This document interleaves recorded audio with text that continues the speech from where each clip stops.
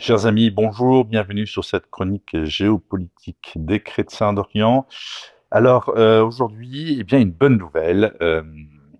On va fêter le 11 novembre la fin de la Première Guerre mondiale, la fin d'un conflit et pour reporter un petit peu cette atmosphère de fin de conflit, on se déplace en Irak aujourd'hui pour eh bien, assister, se réjouir de l'inauguration, en tout cas de la restauration de deux églises à Mossoul, au nord de l'Irak, qui était l'ancienne capitale de l'État islamique. 8 ans, presque jour pour jour, c'était les mercredis 15 octobre, donc un peu plus de 3 semaines.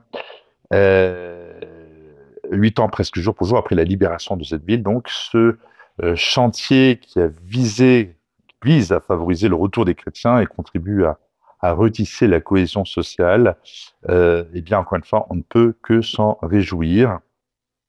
C'est donc à Mossoul, l'ancienne Ninive, c'est la deuxième plus grande ville du pays. Et au cœur de la vieille ville, des responsables politiques, des membres du clergé, des fidèles se sont rassemblés donc pour l'inauguration de ces églises historiques.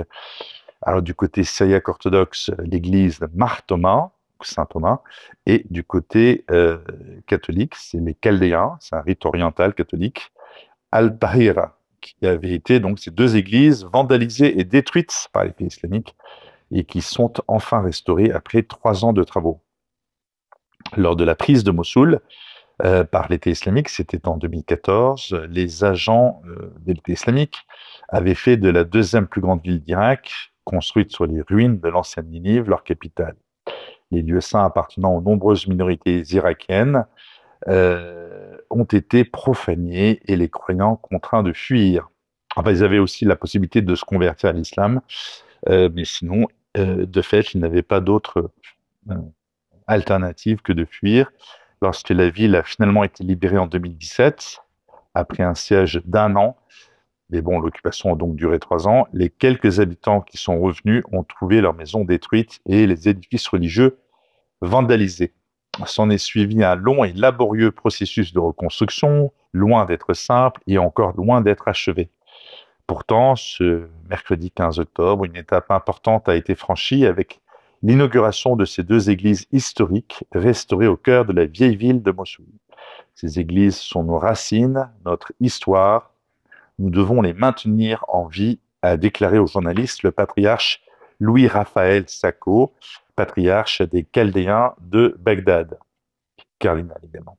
Les politiciens locaux, le clergé chrétien et les fidèles avaient envahi l'église syriaque orthodoxe de Martoma, qui remonte au 7e siècle, et l'église chaldéenne d'Al-Tahira, datant du 18e siècle. La première avait été utilisée comme prison par l'État islamique, qui avait également fortement endommagé la porte des 12 apôtres, sculptée dans du farche, un arbre local datant du 13e siècle.